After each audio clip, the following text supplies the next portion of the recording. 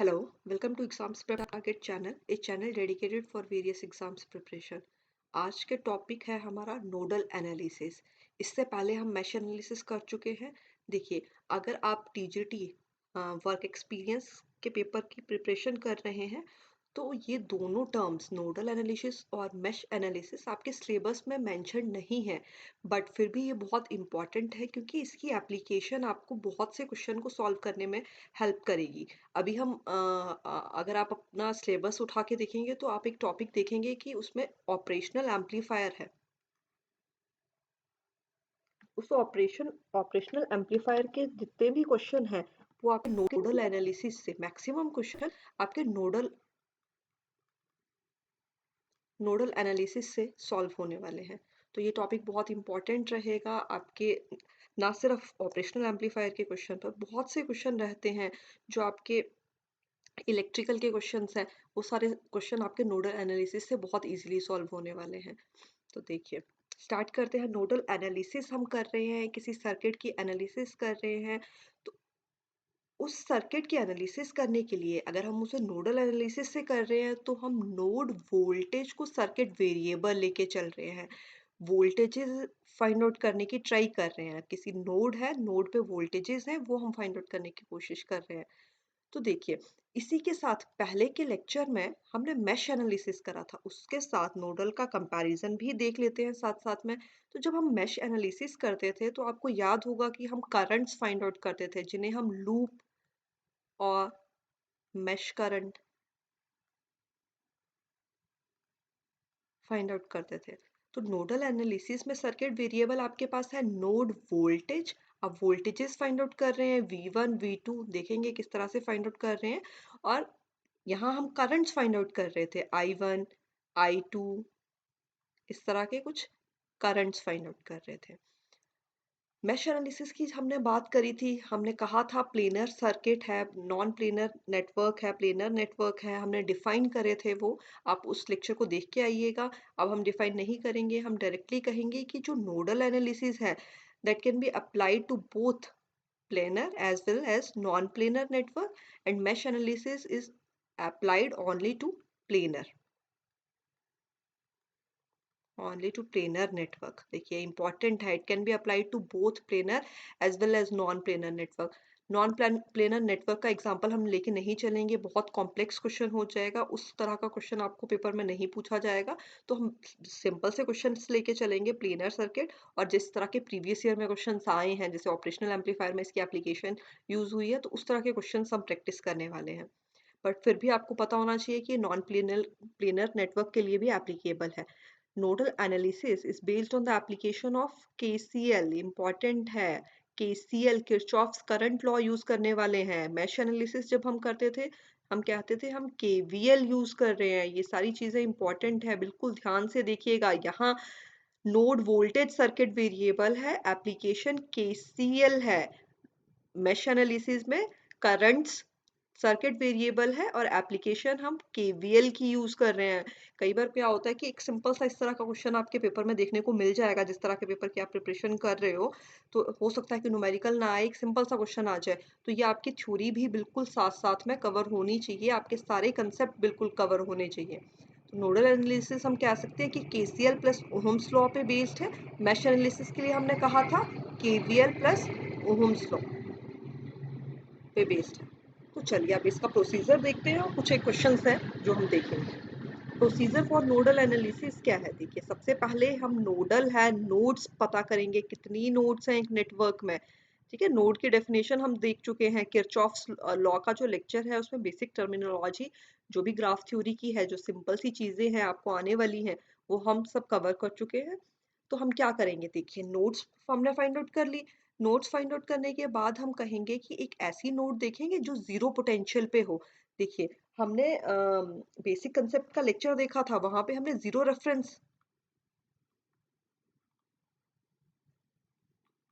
Reference level की बात करी थी। आपको वो टॉपिक बिल्कुल क्लियर होगा। तो जीरो रेफरेंस लेवल का मतलब है कि उस पॉइंट पे पोटेंशियल क्या है, जीरो है। तो हमने एक ऐसा नोड जहां पे पोटेंशियल जीरो है, हम उसे रेफरेंस नोड कह रहे हैं। देखिए, हमने उस टॉपिक में बहुत डेप्थ में इसकी डिस्कशन करी थी, हम कहते थे कि रेफरेंस नोड है, अब वोल्टेजेस हैं, तो वोल्टेज हम क्या करते हैं कि पोटेंशियल डिफरेंस है, दो पॉइंट्स के बीच का डिफरेंस है, पोटेंशियल डिफरेंस है, तो हमें दो पॉइंट्स के बीच में वोल्टेज हम कहते हैं यहाँ V1 है, तो इसे हम विद रिस्पेक्ट टू ग्राउंड के मेजर कर रहे हैं। इसीलिए हमने क्या करा, सबसे पहले एक रेफरेंस नोड की बात करी, वहां पे हमारा पोटेंशियल क्या होगा, जीरो रेफरेंस होगा, जीरो रेफरेंस लेवल है, पोटेंशियल जीरो है, उसे हमने रेफरेंस नोड कहा। इसके अलावा जो भी नोड्स रहेंगी वो हमारी नॉन रेफरेंस नोड्स रहेंगी। उन नॉन रेफरेंसेस नोड पे हम वोल्टेजेस असाइन कर देंगे। सपोज आपके पास लेके चलते हैं कि टू नोड्स हैं। सपोज पहले आपने देखा कि थ्री नोड्स आ रही हैं सर्किट में, उसमें से एक तो आपकी होगी रेफरेंस नोड, तो रिमेनिंग क्या है, टू नोड्स हैं, तो remaining node non reference nodes होगी, तो आपके उसमें आप वोल्टेज असाइन कर दोगे, हो जाएगी V1 V2। देखिए, आपने वोल्टेजेस असाइन कर दी। नेक्स्ट स्टेप क्या है, नेक्स्ट स्टेप है, हमने देखा अभी कि हमने इसमें केसीएल की एप्लीकेशन यूज करने वाले हैं, तो केसीएल इक्वेशन लगा देंगे हर एक नॉन रेफरेंस नोड पे। केसीएल इक्वेशंस लगाने हमें आती हैं, किरचॉफ्स करंट लॉ हमने पढ़ा है, सिंपल सिंपल सिंपल फॉर्म में अगर मैं याद करना चाहूँ तो मैं कहती हूँ sum of incoming current is equal to sum of outgoing current. बिल्कुल ध्यान होगा आपको। उन केसीएल इक्वेशंस को नेक्स्ट स्टेप में हम सॉल्व कर लेंगे और नोड वोल्टेजेस फाइंड आउट कर लेंगे, जो भी V1 और V2 के फॉर्म में आ जाएंगी इक्वेशंस, और वो वोल्टेजेस हमने फाइंड आउट कर लिए। देखिए, नंबर ऑफ नोडल इक्वेशंस क्या रहेंगी, n-1, क्योंकि नंबर ऑफ नोड्स n है, एक नोड इसमें से आप रेफरेंस ले चुके हो, तो रिमेनिंग नोड्स क्या है, n-1। हर एक नोड पे आप केसीएल इक्वेशन लगा रहे हो, तो ऑब्वियसली आपकी n-1 इक्वेशंस हो जाएंगी नोडल एनालिसिस में इक्वेशंस। ये इक्वल टू है, देखिए हमने जब केसीएल केवीएल पढ़ा था तो नंबर ऑफ इंडिपेंडेंट इक्वेशंस की बात करते थे, तो केसीएल में नंबर ऑफ इंडिपेंडेंट इक्वेशंस कितनी आती थी, n-1 आती थी, n-1 आती थी। उतना ही आपका nodal analysis, number of nodal analysis की इक्वेशंस बनने वाली हैं। देखिए, एक ना एक नोड तो होनी चाहिए, टू नोड्स हैं, एक ना एक आपके पास नॉन रेफरेंस नोड होनी चाहिए, उसी से आपके पास एक इक्वेशन बनेगी, उसी को आप सॉल्व करेंगे और आपके पास वोल्टेजेस आने वाली हैं। तो आई होप आपको ये प्रोसीजर जो है नोडल एनालिसिस का वो क्लियर हो गया होगा। मुश्किल नहीं है, आपको इसे याद करने की ज़रूरत नहीं है, हमने इसे क्वेश्चन में अप्लाई करना है, तो जब हम बहुत से क्वेश्चन प्रैक्टिस कर लेंगे तो वो हमें नेचुरली है याद हो जाएगा। तो देखिए, क्वेश्चन दे रखा है, नोड वोल्टेज आपको फाइंड आउट करनी है। देखिए, हमने ग्राफ थ्योरी करी है, हमने थोड़े से क्वेश्चंस ग्राफ थ्योरी नहीं करी है, उसका कुछ एक कंसेप्ट हमने करे हैं। हमें पता है कि इस क्वेश्चन में कितनी नोड्स हैं, बता पा रहे होंगे आप nodes, n is equal to 2, लग रहा है n इज इक्वल टू 2। देखिए, एक नोड ये है, यहाँ कोई भी सर्किट एलिमेंट नहीं है, इसके साथ डायरेक्टली कनेक्टेड है, ये डायरेक्टली कनेक्टेड है, और आपके पास एक ये नोड है। कुछ इस तरह से अगर मैं ग्राफ थ्योरी में बनाना चाहूँ, तो इस तरह से ये फर्स्ट नोड हो जाएगी और ये सेकंड नोड हो जाएगी। आई होप इतना आपका क्लियर होगा। देखिए, नोड्स आ रही है 2, that means number of equations अगर हम देखें नोडल में कितनी बनने वाली हैं, तो 2 - 1 इज इक्वल टू एक इक्वेशन बनने वाली है। यहाँ ग्राउंड पोटेंशियल सपोज करके चलेंगे, ये है आपके पास रेफरेंस नोड और ये आपके पास आ जाएगी non reference node. Non reference node को हम वोल्टेज असाइन कर देंगे, यही स्टेप था, V1 होगी। देखिए, V1 होगी। अब क्या करना है, नेक्स्ट स्टेप में हमने केसीएल इक्वेशंस यूज करनी है, केसीएल इक्वेशंस बनानी है। तो देखिए, एक इक्वेशन बनने वाली है, बिल्कुल एक बनने वाली है, समझ आता है हमें। तो अब हम इस क्वेश्चन में को सॉल्व करने से पहले देखिए, एक मैं आपको सिंपल सा कंसेप्ट बता दूं। सपोज यहाँ वोल्टेज है V1 ही लेके चलते हैं, यहाँ रेजिस्टेंस R है, करंट यहाँ I है, और यहाँ कुछ एक वोल्टेज सोर्स पॉजिटिव नेगेटिव, इसे V2 सपोज कर लेते हैं, और यहाँ इस तरह से ग्राउंडेड है ये सर्किट। अगर इस तरह का कुछ एक ब्रांच है, अगर मैं कहूँ कि यहाँ मुझे केवीएल लगाना है, तो केवीएल लगा सकते हो आप। देखिए, यहाँ पे पॉजिटिव टर्मिनल रहा होगा, यहाँ नेगेटिव रहा होगा, ये सर्किट कुछ इस तरह से कनेक्टेड होगा, नहीं भी कनेक्टेड है, दैट मीन्स एक्चुअली वो कनेक्टेड है। अगर मैं यहाँ लगाना चाहूँ, यहाँ से स्टार्ट करती हूँ, अभी तक आप बना बना पा रहे होंगे केवीएल इक्वेशंस जिस तरह से हमने साइन कन्वेंशंस करा है। यहाँ वोल्टेज ड्रॉप क्या हो जाएगा, I और R इसी तरह से लूप जा रहा है, करंट भी इसी तरह से जा रहा है, positive of V2 is equal to 0। मैं I अगर फाइंड आउट करना चाहूँ तो क्या हो जाएगा, V1 minus of V2 upon R।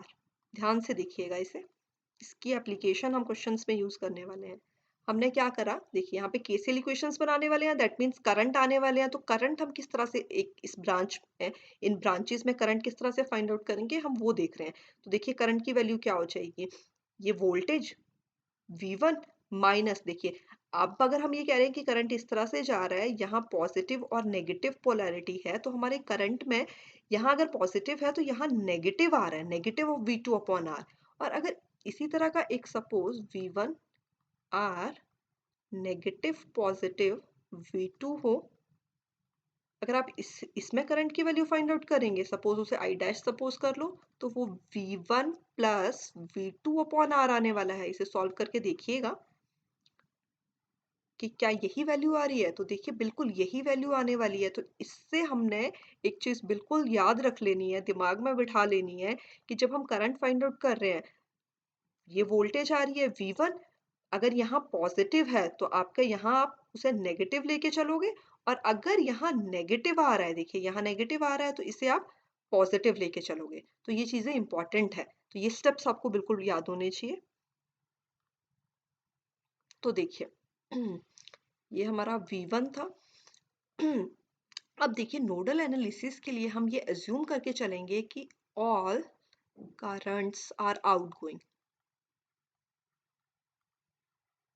सारे के सारे जितने भी करंट हैं वो सारे के सारे उस नोड से आउटगोइंग है। सपोज अगर मैं यहाँ मान लूँ ये I1 है, ये I2 है और ये I3 है, तो इस नोड से सारे आउटगोइंग है और यहाँ जाके वो ग्राउंडेड हो जा रहे हैं। ठीक है, तो ये हम सपोज करके चलते हैं नोडल एनालिसिस में। तो देखिए मैं केसीएल लगाना चाहूँ नोड 1 पे, तो मैं क्या कहूंगी, सारे के सारे करंट आउटगोइंग है, तो I1 I2 plus I3 is equal to 0 हो जाएगा।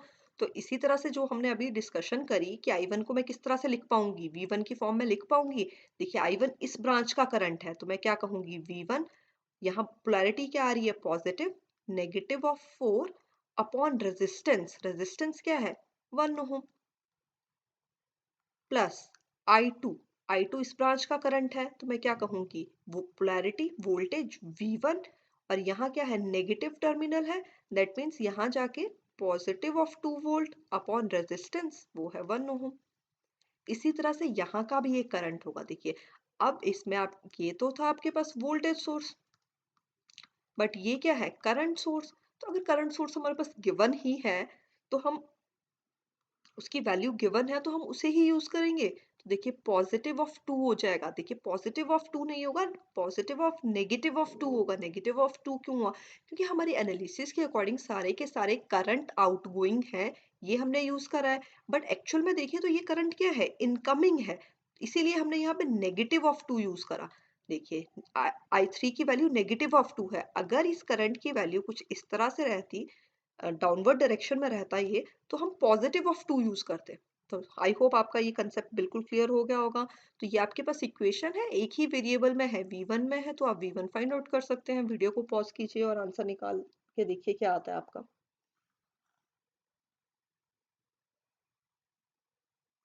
V1 की वैल्यू रहेगी 2 वोल्ट। नेक्स्ट क्वेश्चन करते हैं, हमें node voltages V1 V2 find out करने हैं। देखिए अब आपका यहाँ आप क्लियर कर पा रहे होंगे कि आपकी एक नोड ये बन रही है, एक नोड ये है और एक नोड ये है। यहाँ 3 नोड्स हैं, दैट मीन्स n-1 2 इक्वेशंस आपकी बनने वाली हैं। देखिए अब इसे डायरेक्टली करेंगे, आपको समझ आ चुके सारे कंसेप्ट। अगर आपको कोई भी प्रॉब्लम है तो आप कमेंट करके पूछ भी सकते हैं या वीडियो को रिवाइंड करके देख सकते हैं। तो देखिए अगर मैं इस नोड पे, नोड 1 पे केसीएल लगाना चाहूँ, लगा सकती हूँ। इस ब्रांच की बात करते हैं पहले, V1 माइनस ऑफ 2 अपॉन 2 हो जाएगा, क्योंकि यहाँ पॉजिटिव है तो ये वोल्टेज नेगेटिव हो जाएगी, और अपॉन रेजिस्टेंस उसकी वैल्यू 2 है। अगर मैं इसकी बात करूँ पॉजिटिव ऑफ V1, तो V1 यहाँ कोई भी वोल्टेज सोर्स नहीं है, V1 माइनस ऑफ 0 हो जाएगा, माइनस ऑफ 0, या फिर V1 ही सपोज करके चलो, माइनस ऑफ 0 ले सकते हो, अपॉन 2 हो जाएगा। ये ब्रांच होगी, ये ब्रांच होगी। अब इस ब्रांच की बात करते हैं, V1 यहाँ वोल्टेज क्या है V2, positive of V1 minus of V2 upon resistance क्या है 2 इज इक्वल टू 0। इस नोड पे लगाया कितनी ब्रांचेस हैं, यहाँ पे 3 हैं, तो आपके पास इस तरह से 3 टर्म्स आ गई और इक्वल टू 0 हो गया। आप इसे सॉल्व करके देख सकते हैं सिंप्लीफाई करके कि क्या वैल्यू आ रही है।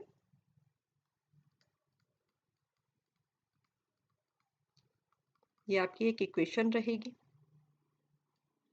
उसी तरह से अब अगर आप नोड सेकंड की बात करो, ये नोड सेकंड है, यहाँ भी 3 ब्रांचेस हैं, इनके करंट्स भी हम आउटगोइंग ही सपोज करेंगे। तो सपोज पहले इस ब्रांच के लिए देखते हैं क्या हो जाएगा। यहाँ का potential minus V1 upon resistance, V2 minus V1 upon 2 plus इस ब्रांच की बात करें तो क्या हो जाएगा, V2 माइनस 0 भी ले सकते हैं, या आपको अंडरस्टूड है कि वो 0 है, ग्राउंड पोटेंशियल है, अपॉन 2। अगर इसकी बात करें तो अगेन देखिए, अब यहाँ पे एक वोल्टेज सोर्स नहीं है, यहाँ एक करंट है, तो करंट की वैल्यू ही गिवन है, माइनस ऑफ 2 हो जाएगा, क्योंकि हमारे अकॉर्डिंग डायरेक्शन आउटगोइंग होनी चाहिए, बट एक्चुअल में ये इनकमिंग है। तो इसे आप सॉल्व कर सकते हैं, देखिए क्या वैल्यू आती है।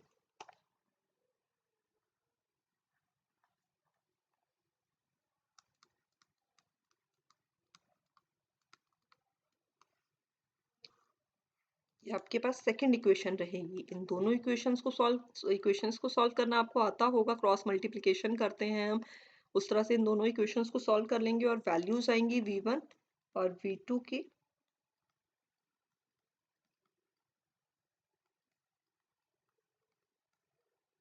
ये वैल्यूज रहेंगी। तो इस तरह से आपने नोडल एनालिसिस कर लिया। देखिए, अगर आप बीटेक के स्टूडेंट हैं, नोडल एनालिसिस पे क्वेश्चन आता है, बिल्कुल इसी तरह से स्टेप बाय स्टेप अच्छे से लिख लेंगे। Nodal number of equations n-1, उस तरह से at node 1 we are applying node 1 at we are applying KCL at node 1, KCL at node 2, ये वैल्यूज आ गई। बट अगर ऑब्जेक्टिव पेपर है, ऑब्जेक्टिव पेपर में हो सकता है कि आपको पूछा हो कि इस ब्रांच में करंट, इस 2 ओम में क्या करंट आ रहा है, और आप उसे नोडल एनालिसिस से सॉल्व कर सकते हो। देखिए, अभी हम इससे पहले मेश एनालिसिस भी कर चुके, मेश एनालिसिस से भी क्वेश्चन सॉल्व हो जाता है। आगे जाके हम बहुत सी थ्योरम्स करने वाले हैं, सुपरपोजिशन थ्योरम करेंगे हम, थेवेनिन है, नॉर्टन है थ्योरम, तो उन थ्योरम से भी क्वेश्चन सॉल्व हो जाते हैं। तो ऐसा नहीं है कि आपका एक ही मेथड है जिससे क्वेश्चन सॉल्व करना है। कई बार क्या होता है कि ये मेथड आपको सभी आने चाहिए, कई बार किसी एक पर्टिकुलर मेथड से क्वेश्चन इजीली सॉल्व हो जाता है, जल्दी सॉल्व हो जाता है, तो आपके सारे कंसेप्ट क्लियर होने चाहिए। तो सपोज आपने नोडल एनालिसिस कर दी और आपसे इस ब्रांच का करंट पूछा गया, तो क्या आप इस ब्रांच के करंट को फाइंड आउट कर सकते हैं? बिल्कुल कर सकते हैं। उस ब्रांच का करंट क्या होगा, देखिए हमने क्या कहा, इस ब्रांच में क्या करंट है, V2 अपॉन रेजिस्टेंस 2, ये वैल्यू है V2 माइनस, या फिर ऐसे सपोज करो V2 माइनस ऑफ 0 अपॉन 2, इस ब्रांच का यही करंट है। हमने यहाँ लिखा है ये नोडल एनालिसिस, हाँ ये देखिए ये करंट है। तो V2 की वैल्यू आपको पता है, कुछ एक वैल्यू आ रही है, तो आप इस करंट को फाइंड आउट कर सकते हैं। तो सपोज अगर आपसे इस ब्रांच का करंट पूछा गया हो तो तब भी आप कर सकते हो। आप क्या कहोगे, V1 minus of V2 upon 2। V1 और V2 की वैल्यू फाइंड आउट कर लीजिए, हो सकता है वो नेगेटिव आए। नेगेटिव आने का क्या मतलब है कि आप उसे इस तरह से सपोज कर रहे थे, तभी आप V1 को पॉजिटिव पोलैरिटी ले रहे थे और V2 की नेगेटिव। दैट मीन्स अगर नेगेटिव आ गया आंसर, दैट मीन्स उसकी डायरेक्शन ये है, कोई प्रॉब्लम नहीं है। ठीक है, तो बिल्कुल इसी तरह से आप इस ब्रांच का करंट भी फाइंड आउट कर सकते हैं। किसी भी करंट फाइंड आउट हो जा रहा है, किसी भी रेजिस्टेंस के cross voltage drop V equal to IR करके फाइंड आउट कर सकते हैं। तो इस तरह से पूरा का पूरा सर्किट एनालाइज हो गया in the form of voltages. इसका मतलब ये नहीं है कि हमने सिर्फ वोल्टेजेस ही नोडल एनालिसिस से फाइंड आउट कर सकते हैं, हमने करंट भी फाइंड आउट कर लिए, क्योंकि हमें ओहम्स लॉ आता है, हमें पता है कि किस तरह से सर्किट को सॉल्व करा जा सकता है। तो देखिए, बिल्कुल नोडल एनालिसिस से भी करंट फाइंड आउट हो जाएगा, कोई भी प्रॉब्लम नहीं है। तो आपको सारे के सारे स्टेप्स आपके क्लियर होने चाहिए, क्वेश्चन बिल्कुल अच्छे से पता होना चाहिए कि आपने क्या फाइंड आउट करा, और आगे भी आपने सर्किट को एनालाइज कर लिया है। तो किसी पर्टिकुलर ब्रांच में वोल्टेज, करंट, पावर, पावर का फॉर्मूला भी आपको याद होगा, नहीं याद होगा तो बेसिक कंसेप्ट का लेक्चर देखिए, तो उससे आपका क्लियर हो जाएगा। तो आपका सर्किट इस तरह से एनालाइज हो कि आपका कुछ भी पूछा गया हो वो आप फाइंड आउट कर पाए। देखिए, अब सुपर नोड कब बनेगी, सुपर नोड तब बनेगी जब दो नॉन रेफरेंस वोल्ट नोड्स के बीच में, दो नॉन रेफरेंस नोड्स के बीच में एक वोल्टेज सोर्स आ जाए। डिपेंडेंट भी हो सकता है, इंडिपेंडेंट भी हो सकता है वो। अगर वोल्टेज सोर्स आ गया तो प्रॉब्लम है। तो हम सिंपल जो नोडल एनालिसिस हमने करी वो जो स्टेप्स हमने करे बिल्कुल उन्हीं को फॉलो करके आंसर नहीं आएगा। अच्छा क्यों नहीं आएगा? अगर सोचा जाए कि क्यों नहीं आएगा तो हम कह रहे हैं कि केसीएल इक्वेशंस यूज कर रहे हैं जी। अगर केसीएल इक्वेशंस यूज कर रहे हैं दैट मीन्स हमें करंट्स पता होने चाहिए। और वोल्टेज सोर्स के across suppose positive negative of 2 volt है दो नॉन रेफरेंस नोड्स के बीच में।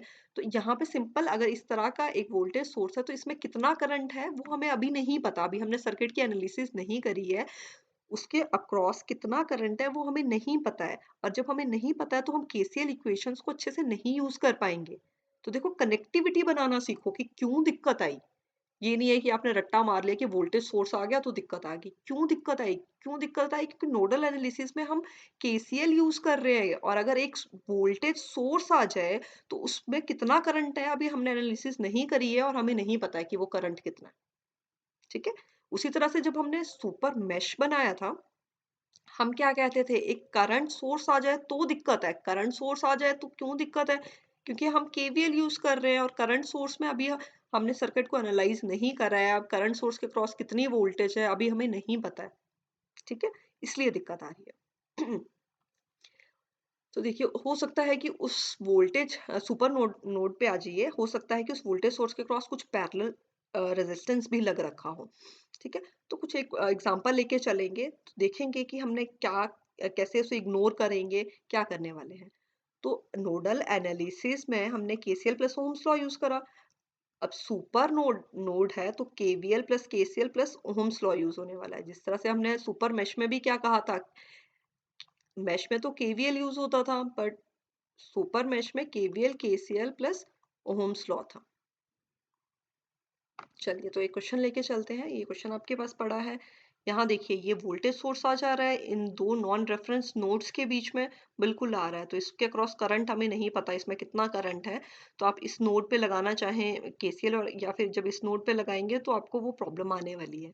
तो कैसे सॉल्व करेंगे इस प्रॉब्लम को? तो देखिए इस नोड की बात करते हैं, इसे हम इग्नोर कर देंगे। हम इस वोल्टेज सोर्स को, जो भी सोर्स है ये वोल्टेज सोर्स है, इसे इग्नोर कर देंगे और नोड 1 और नोड 2 की एक कंबाइंड इक्वेशन बनाएंगे। तो चलिए शुरू करते हैं। देखिए पहले इस ब्रांच की बात कर लेते हैं। इस ब्रांच की अगर हम बात कर रहे हैं, करंट हमने सपोज करना था कि आउट गोइंग है बट ये तो इनकमिंग हो गया, कोई दिक्कत नहीं है, हम उसे -4 लिख लेंगे।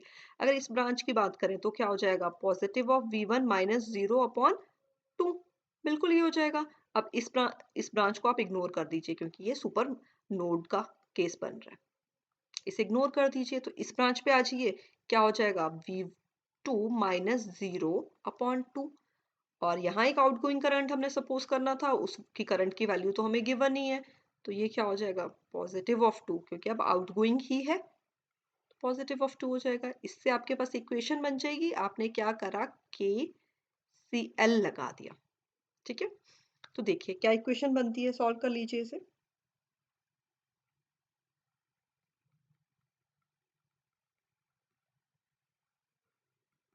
ये इक्वेशन बनेगी। अब हमने कहा डिस्कशन में कि केवीएल भी लगाना पड़ेगा, केवीएल के बिना आपका काम नहीं चलेगा। तो लगाइए केवीएल, कहाँ लगेगा, पॉजिटिव नेगेटिव 2 वोल्ट है, यहाँ आपका केवीएल लगने वाला है। इस सुपर नोड जो बन रही है वहां केवीएल लगेगा, क्या हो जाएगा, negative of V1 plus 2 plus V2 is equal to 0। समझ आता होगा, ये पॉजिटिव टर्मिनल है, यहाँ नेगेटिव है, यहाँ पॉजिटिव है, यहाँ नेगेटिव है, इसे कंबाइन कर लो अगर नहीं समझ आता है। हालांकि बहुत से क्वेश्चन प्रैक्टिस करोगे तो ऐसा करने की जरूरत नहीं पड़ेगी। तो केवीएल आप लगा दो, इससे इक्वेशन बना लो, उन दोनों इक्वेशंस को सॉल्व कर लीजिए और देखिए क्या वैल्यू आती है, आंसर क्या आता है आपका, V1 और V2 क्या फाइंड आउट कर पाते हैं आप। देखिए ये वैल्यूज रहेंगी V1 और V2 की। तो हमारी डिस्कशन इसी के साथ सुपर नोड की और नोडल एनालिसिस की खत्म होती है। अगर आपको हमारा लेक्चर पसंद आया तो इसे लाइक कर दीजिए प्लीज, वीडियोस को लाइक करा करें। उससे एक मोटिवेशन रहती है कि और वीडियोस आपके लिए डलनी है या ये कंटेंट है, इस तरह की वीडियोस आपको पसंद आ रही है। आप कमेंट हमें करके बता सकते हैं कि आपको किस तरह के क्वेश्चंस चाहिए, एमसीक्यूज चाहिए या नहीं चाहिए। इस वीडियो में इस टॉपिक के एमसीक्यूज नहीं करवाए गए हैं क्योंकि इसके एप्लीकेशन पे ही क्वेश्चंस बनते हैं। तो उन क्वेश्चंस को हम जैसे जैसे नए नए टॉपिक आएंगे और उसके एप्लीकेशन पे बेस्ड क्वेश्चंस होंगे तो उनको आपके साथ डिस्कस करा जाएगा। इस वीडियो को अपने फ्रेंड्स के साथ शेयर कीजिए जो इस तरह के एग्ज़ाम्स की प्रिपरेशन कर रहे हैं, अपने कॉलेजेस में शेयर कीजिए। इस चैनल को सब्सक्राइब कीजिए। Thank you.